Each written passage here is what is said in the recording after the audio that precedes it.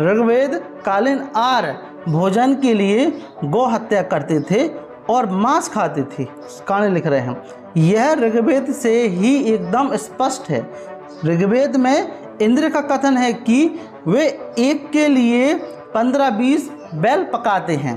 ऋग्वेद 10:86-14 का ही कथन है कि अग्नि देवता के लिए घोड़ों, वृषभों, बैलों, बांझ गौओं तथा भेड़ों की बलि दी जाती थी।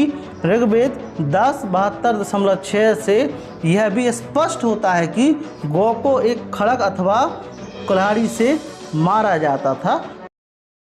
हेलो एवरीवन, जय भीम, नमो बुद्धाय। स्वागत है आप सभी का ट्रुथ लिटरेचर में। और आज की वीडियो में हम डिस्कस करेंगे क्या हिंदू गौ मांस कभी नहीं खाते थे, जो कि अध्याय नंबर 11 है, अछूत, कौन और कैसे।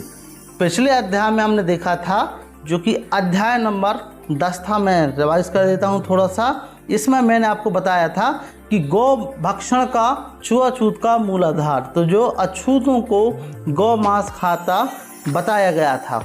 और यदि आपने वह वीडियो ना देखी हो, उस वीडियो को जरूर देख ले, उससे आपको एक आइडिया मिल जाएगा, थोड़ी इन्फॉर्मेशन मिल जाएगी इस चैप्टर के लिए। तो आइए शुरुआत करते हैं। इससे पहले यदि आप चैनल पर नए हैं तो प्लीज़ इसको सब्सक्राइब करें और इसे शेयर जरूर करें, इस प्रकार के कंटेंट को। शुरुआत करते हैं।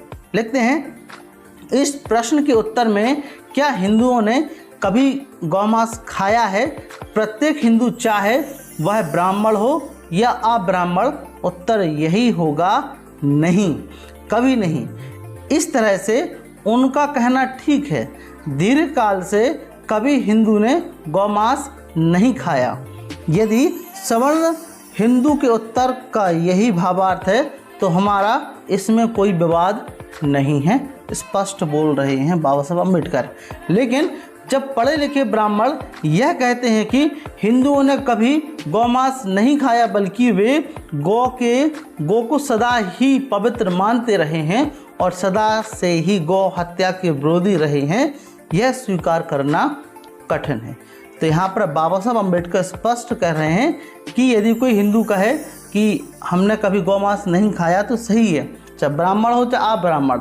लेकिन कोई ये कहे कि हमेशा से नहीं खाया, तो इसमें आप बता सकते हैं कि ये स्वीकार करना कठिन है। यहाँ पर बाबा साहब अम्बेडकर प्रमाण दे रहे हैं। इस मत के पक्ष में कौन से प्रमाण है कि हिंदुओं ने कभी गौमांस नहीं खाया और वे गौवध विरोधी थे, ये बता रहे हैं। ऋग्वेद में 2 तरह के प्रमाण है। ऋग्वेद का प्रमाण दे रहे हैं जिन्हें आधार मानकर विश्वास किया जा सकता है कि क्या विश्वास किया जा सकता है कि गौवध के विरोधी थी। इस प्रकार के प्रमाण में गौ को अवध कहा गया, अबाध्य कहा गया। अबाध्य का अर्थ है मारने योग्य नहीं, जो कि मारने योग्य नहीं है। इससे यह अर्थ लिया जाता है कि यह गौ हत्या निषेध आदि से।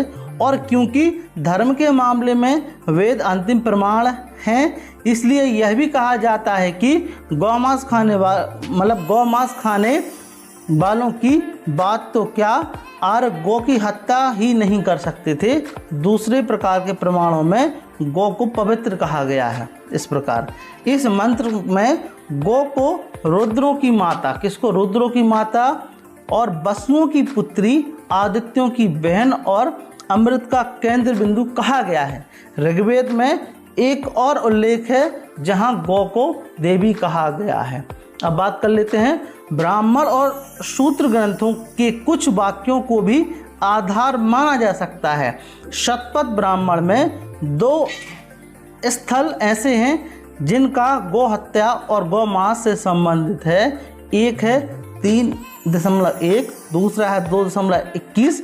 इस प्रकार है, यह लिखते हैं कि वह अवर्धयु तब उसे मंडप में प्रविष्ट कराता है, उसे गौ अथवा बैल का मांस नहीं खाना चाहिए, क्योंकि पृथ्वी पर जितनी चीज़ें हैं निसंदेह गौ और बैल उन सब का अधिकार है। देवता ने कहा है, निश्चित ही गौ और बैल प्रत्येक वस्तु का आधार है। आओ हम दूसरी पशु एनियों जो शक्ति वह गौ और बैल को ही दे दें, चूँकि गौ और बैल सबसे अधिक खाते हैं। इसलिए यदि कोई किसी गौ या बैल का मांस खाता है तो वह सब कुछ खाता है अथवा वह सबके अंत व सबके विनाश को पहुंचाता है। इसलिए उसे गौ तथा बैल का मांस नहीं खाना चाहिए। यह लिखा है सूत्र में, जो कि धर्म सूत्र जो शतपथ ब्राह्मण है उसमें लिखा गया है। इसमें नीचे रेफरेंस भी है, देखिए ऋचाएँ जो कि आप देख सकते हो ऋग्वेद की, उसमें भी दिया गया है कि इसमें बताया गया कि इसको नहीं खाना चाहिए, और मतलब जो खाता है तो उसको खाना ही नहीं चाहिए सीधा। आगे लिखते हैं मंत्र संख्या 1, 2, 3 तथा 6 में और स्थल है कि जहाँ नैतिक आधार पर पशु बलि है वह निषेध है, मतलब उसको खा नहीं सकते हैं।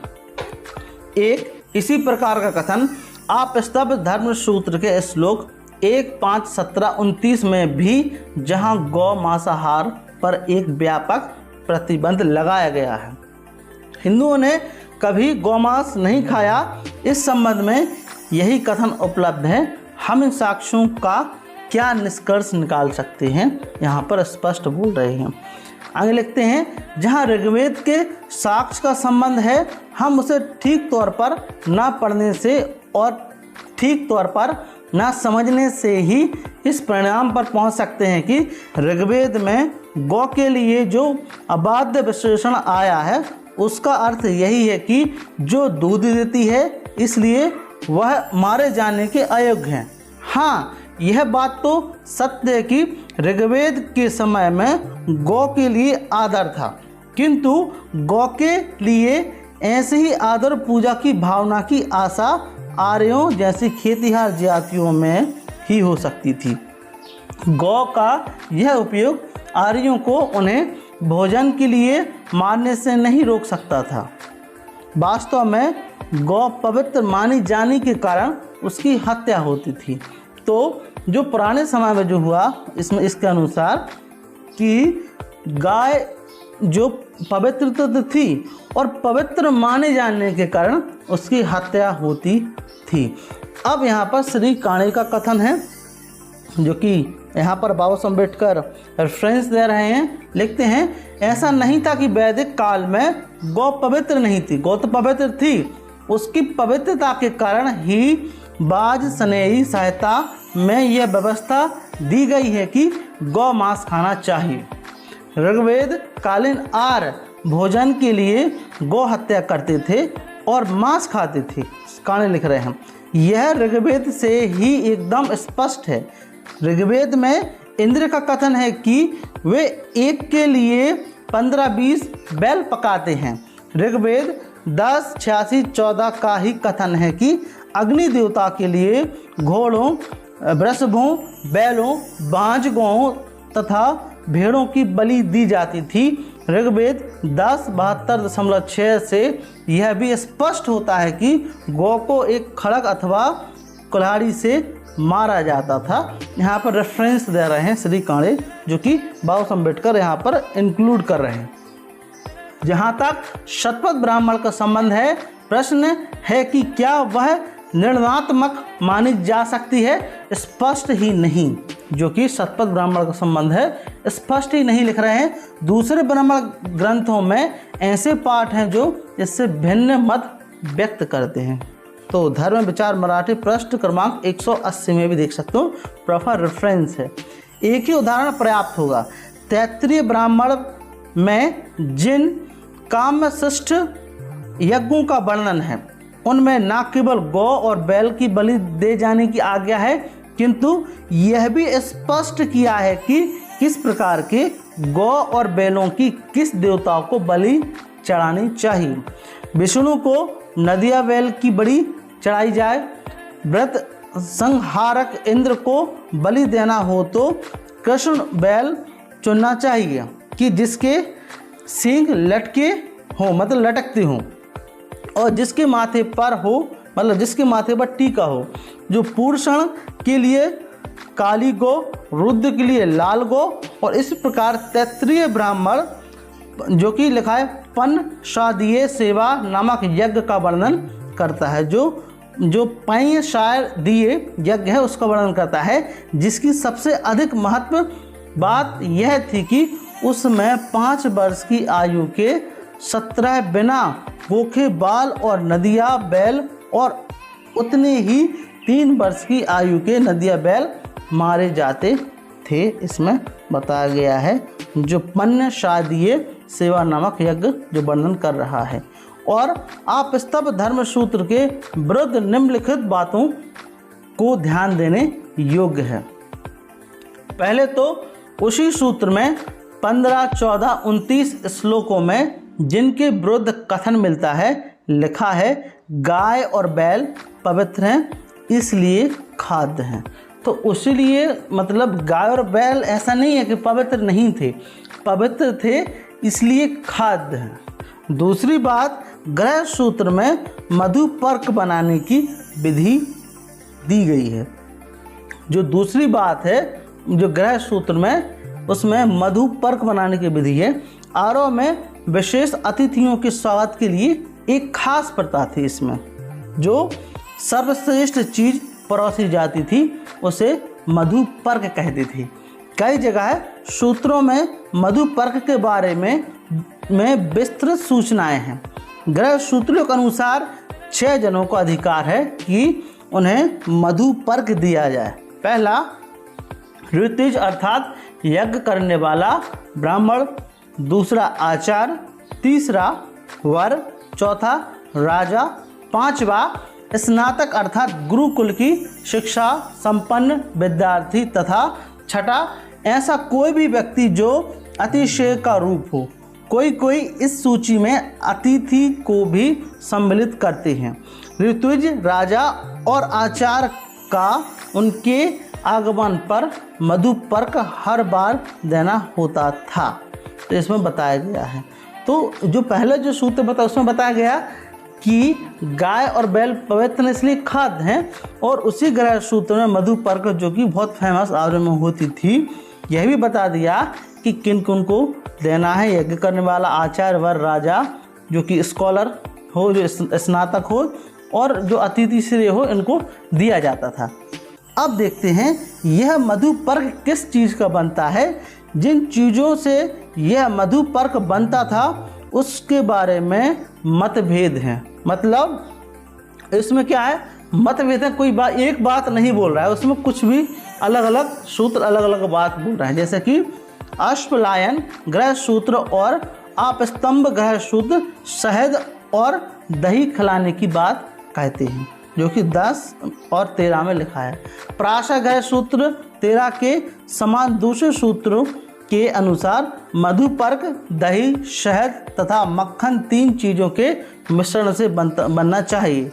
आप स्तंभ ग्रह सूत्र 13, 11, 12 ने दूसरों के इस बात का भी उल्लेख किया है कि ये तीनों चीज़ें मिलाई जा सकती थी। इन तीनों के साथ भुना हुआ जौ और बाजरा 5 चीज़ों की मिठाई बनती थी। हिरण्य ग्रह सूत्र 1, 12, 10, 12 दही, शहद, पानी और अन्न इन 5 चीज़ों से किन्हीं तीनों को मिलाने की छूट देता है। कौशिक सूत्र में भी बताया है कि 9 प्रकार की चीज़ों को मिलाने का उल्लेख है। ब्रह्म, शहद और दही, इंद्र मतलब इंद्र को दूध और खीर, सौम्य दही और घी, पूषान घी तथा मथा हुआ दही, जो शाश्वत दही, दूध और दही, मैसल, सुरा और घी। इसका उपयोग जो कि श्रोत्रमणि और राजसूर यज्ञ में भी होता था। परिवाचक मतलब सरसों का तेल और उसकी खली। माधव ग्रह सूत्र 1:9-22 का कहना है जो मधुपर्क है कि वेदों की आज्ञा है कि मधुपर्क बिना मांस के नहीं होना चाहिए, मतलब उसमें मांस होना ही चाहिए। इसलिए यदि गौ को छोड़ दिया जाए तो एक बकरी के अथवा एक मेढ़े के मांस की या जो कि पायस की बलि देनी चाहिए। हिरण्य ग्रह सूत्र जो कि बोलते हैं 1, 13, 14 के अनुसार कोई जंगली मांस हिरण की बलि देनी चाहिए, ऐसा इसमें उल्लेख किया गया है। अंग लिखते हैं बौधायन ग्रह सूत्र 1, 13, 14 के अनुसार बिना मांस के मधुपर्क हो ही नहीं सकता। यदि कोई मांस की बलि ना दे सकता तो वह चावल पका ले। तो इस प्रकार बताया गया है। तो इस प्रकार मधुपर्क में मांस, विशेष रूप से गौ मांस, एक आवश्यक अंश है। अतिथि के लिए गौ हत्या की बात इतनी सामान्य हो गई थी कि अतिथि का नाम ही गोधना पड़ गया था, अर्थात गौ की हत्या करने वाला। इस हत्या से बचने के लिए, जो कि आश्वालन सूत्र, ग्रह सूत्र का सुझाव है कि अतिथि के आगमन पर गौ को छोड़ देना चाहिए। जो आश्वालन सूत्र है उसको गौ को छोड़ देना चाहिए, जिससे गौ की हत्या भी ना हो और जो आतिथ्य नियम भी भंग ना हो। अब देखते हैं कि तीसरे आप स्तंभ धर्म सूत्र के कथन के निराकरण के रूप में मृतदेह संस्कार का उल्लेख किया गया है। तो इस उल्लेख में मैं बताना चाहूँगा कि जो मृतदेह संस्कार होता था उसमें भी पशु बलि दी जाती थी। इसमें विस्तार से दिया गया है। सूत्र का कहना है क्या कि मृतदेह मतलब उसे तब निम्नलिखित यज्ञ साधन मृत शरीर पर रखे जाने चाहिए। दूसरा, दाएं हाथ में गुरहु नाम का चम्मच, बाएं हाथ में उपभृत नाम का चम्मच। चौथा, दाईं ओर जो स्पय नाम की लकड़ी का याज्ञिक खड़ग, बाईं ओर अग्निहोत्रु हुबनी, यह जो कलची जिसे अग्निहोत्र हवन की आहुति दी जाती है इसे हम बोलते होंगे। पांचवा, छाती पर ध्रुव, सोड़ा बड़ा, सिर पर कटोरे, उसके दांत का पत्थर। छठा, उसकी नाक के दोनों ओर दो जो सुरबे हम बोल सकते हैं। सातवां बताया है यदि सुरबा एक ही हो तो उसे 2 टुकड़े कर दिया जाए। आठवां, दोनों कोनों के पास 2 जो हम बोल सकते हैं प्रसन्न हरण, अर्थात वे बर्तन जिसमें ब्राह्मण की याज्ञिक भोजन सामग्री रखी जाती हो। आगे जो विस्तरण कर रहे हैं कि यदि जो पतित हरण एक ही हो तो उसी के 2 टुकड़े कर दिए जाएं। 10वां बताया है कि पेट पर पत्री नामक बर्तन। 11वां बताया गया है वह कटोरी जिसमें याज्ञिक भोजन सामग्री रखा जाता है। गुप्तांगों पर शमी नाम की लकड़ी, जांघों पर 2 जलती हुई लकड़ियाँ। 14वां बताया है कि टांगों पर चूना और पत्थर। 5वां बताया है, माफ करना 15वां, पाँव पर 2 टोकरियाँ। और 16वां में दिया गया है कि यदि एक ही टोकरी हो तो उसे 2 हिस्से कर दें। 17 बताता है कि जो खोखली चीज़ें हैं उसमें जो घृत छिड़ककर उसमें भरा जाता है। 18वां, मृत व्यक्ति के पुत्र को चक्की के नीचे और ऊपर का पार्ट उठाना चाहिए। जो 19 में दिया गया है उसमें क्या बताया है कि तांबे तथा लोहे के समान, मतलब किस प्रकार से बताया है मृतदेह का संस्कार बोल सकते हैं। अब देखते हैं 20वां कि मादा पशु के पेट की ओजड़ी निकाल कर ऋग्वेद का मंत्र, यह मंत्र की उस बाजू पर जो तेरी आग की रक्षा करेगा और जो गौ से प्राप्त होता है, पढ़ते हुए उसके द्वारा मृत व्यक्ति का सिर पर जो मुख ढांक देना चाहिए। ऋग्वेद 10:16-7 में लिखा है। 21 में क्या लिखते हैं, पशु के गुर्दे निकाल कर मृत व्यक्ति के हाथों में रख दें। जो पशु का गुर्दे निकाल कर मृत व्यक्ति के हाथ में रखते हैं। साथ में यह मंत्र पढ़ें, शमी के दोनों पुत्र दोनों कुत्तों से बचें, दाहिने हाथ में दाहिना अंड भाग, बाएं हाथ में बायां। 10:14-10 में लिखा है। 22 में लिखते हैं, मृत व्यक्ति के दिल पर व पशुओं पर, मतलब पशुओं का रखें, पशुओं का दिल रखें। कुछ आचार के मतानुसार आटे या चावल के 2 पिंड भी। 14वां में बताया गया है कुछ आचार्यों के मत अनुसार यह भी जब गुर्दे प्राप्त ना हो।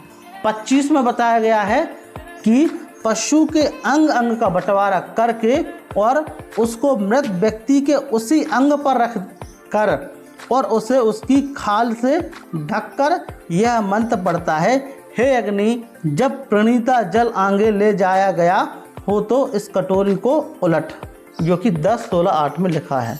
26 में लिखा है कि उसका बायां घुटना मोड़कर उसे दक्षिण अग्नि में जो कि अग्ने स्वाहा, कमाया स्वाहा, लोकाय स्वाहा, अनुमते स्वाहा कहकर आहुति डालनी चाहिए। 27 में लिखा है कि मृत व्यक्ति की छाती पर एक 5वीं आहुति देनी चाहिए। साथ में यह मंत्र निश्चय ही इससे शरणों का जन्म हुआ, अब वह उसमें उत्पन्न हो, स्वर्ग के लिए स्वाहा। ऊपर के जो कि अश्वलायन ग्रह सूत्र से उद्धृत यह स्पष्ट है कि प्राचीन आर्यों में जब कोई आदमी मरता था तो पशु की बलि दी जाती थी और उस पशु का अंग जो कि प्रत्यंग मृत व्यक्ति के उन्हीं अंग प्रत्यंग पर रखकर ही दाह कर्म किया जाता था। मतलब कि जब पशु की बलि दी जाती थी और जो पशु का अंग है, जितने भी अंग हैं, दाह पर रखकर उसका क्या किया जाता था? दाह संस्कार किया जाता था। आगे लिखते हैं, गौ हत्या तथा गौ मांसाहार के बारे में जो प्रमाण की स्थिति है, इसमें कौन सा पक्ष सत्य माना जाए? यथार्थ यह बात मालूम होती है कि शतपथ ब्राह्मण और आप स्तंभ धर्म सूत्र के ऐसे लेख जो हिंदुओं को गौ हत्या तथा गौ मांसाहार का विरोधी बताते हैं, केवल अत्यधिक गौ हत्या तथा गौ मांसाहार से व्रत करने वाला अभिमान है। वे पूर्णतः गौ हत्या का निषेध नहीं करते। मतलब जो शतपथ ब्राह्मण और आप स्तंभ धर्म सूत्र है, वो क्या करते हैं कि जो मांसाहार के विरोधी बताते हैं, केवल अत्यधिक गौ हत्या को व्रत करने का अभियान, मतलब उसको कम करने का, और पूर्णतः गौ हत्या का निषेध नहीं करते हैं। वास्तव में इन उपदेशों से यही सिद्ध होता है कि उस समय गौ मांसाहार बहुत ही प्रचलित हो गया था। इस प्रेरणाओं के बावजूद गौ हत्या तथा गौ मांसाहार जारी रहा। यह आदेश प्राय व्यर्थ हो जाते थे।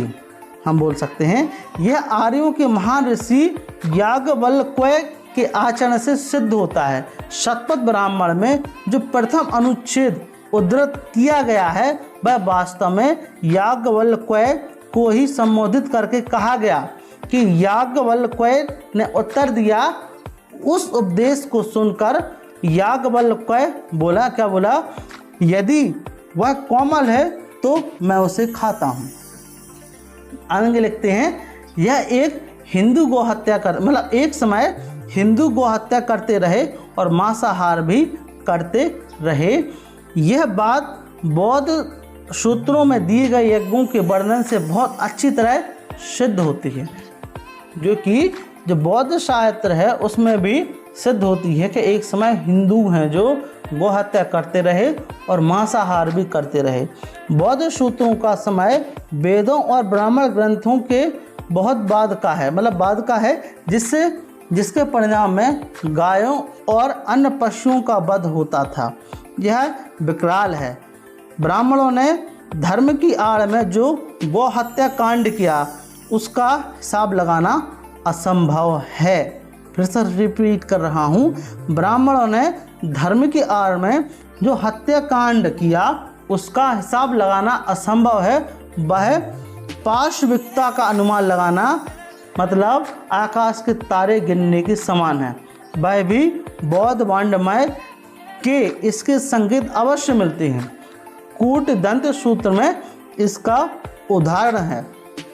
जब बुद्ध कूटदंत नामक ब्राह्मण को पशु हत्या न करने का आदेश देते हैं, वह अभिव्यंजना शैली में उनका कहना है, क्या कहना है, और क्या कहते हैं, और आगे, हे ब्राह्मण, उस यज्ञ में ना बैल मारे गए, ना अजा, ना कुक्कुट, ना मनसाल सुअर, ना अन्य प्राणी।